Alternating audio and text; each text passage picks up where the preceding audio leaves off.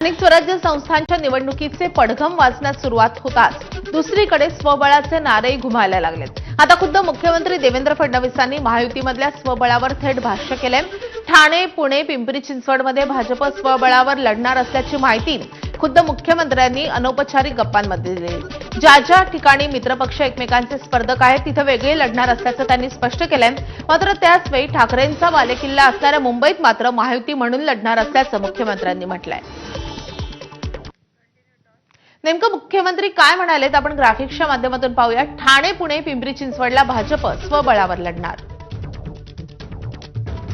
जिथे मित्रपक्ष एकमेकांचे स्पर्धक तिथे वेगळे लढू असंही फडणवीसांनी स्पष्ट केलंय।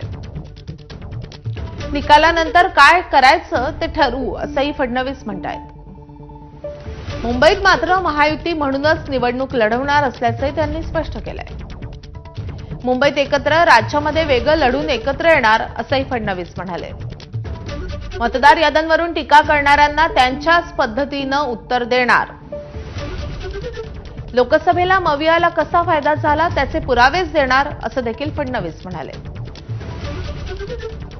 सध्या तरी वर्षावरच राहणार असंही त्यांनी म्हटलेलं आहे। दिल्लीत जाण्यावर 2029 नंतर बघू।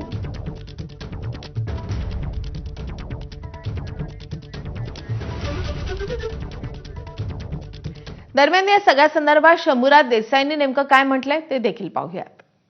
ज्या ज्या ठिकाणी महायुती करणं शक्य आहे तिथं त्या त्या जिल्ह्यातल्या लोकप्रतिनिधी म्हणजे त्या जिल्ह्याचे पालकमंत्री, इतर 2 पक्षांचे संपर्क मंत्री, त्या जिल्ह्यामध्ये असणारे महायुतीचे आमदार, खासदार यांनी एकत्र बसावं आणि विधानसभा मतदारसंघनिहाय चर्चा करावी असं तर ठरलेलं आहे।